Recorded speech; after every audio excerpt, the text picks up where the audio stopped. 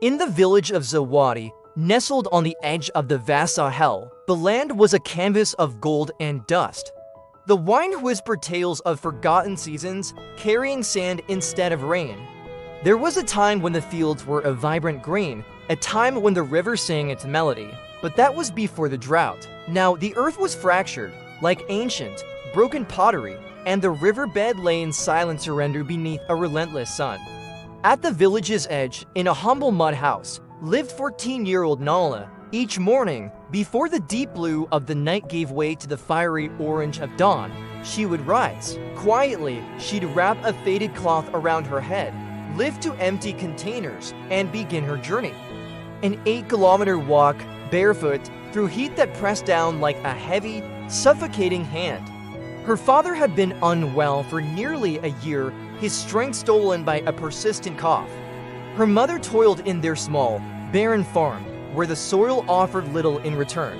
Nala's two younger brothers, with their wide, hopeful eyes, looked to her for everything. Yet, amidst the hardship, Nala dared to dream. She dreamed of school, of her hands holding books instead of water containers.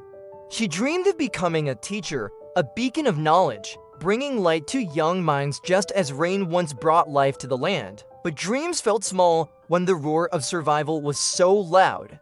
The year the river finally died, a permanent shadow of fear fell over Zawadi. Livestock collapsed in the parched fields.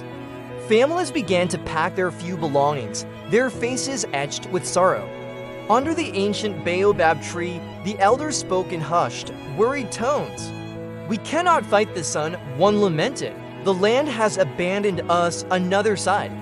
One evening, a whispered conversation between her mother and a neighbor caught Nala's ear. "If nothing changes in 2 weeks, we must leave." The word struck a chord of panic in Nala's chest. Leaving Zawadi meant the city's crowded outskirts a life of uncertainty and even greater struggle. The dream of school would dissolve into dust. That night, sleep eluded her. Lying awake, she stared at the thatched ceiling, her mind racing. She recalled the elders' stories, tales of a forgotten well near the rocky hills, dug generations ago. Most believed it had long since dried up, a relic of a wetter past.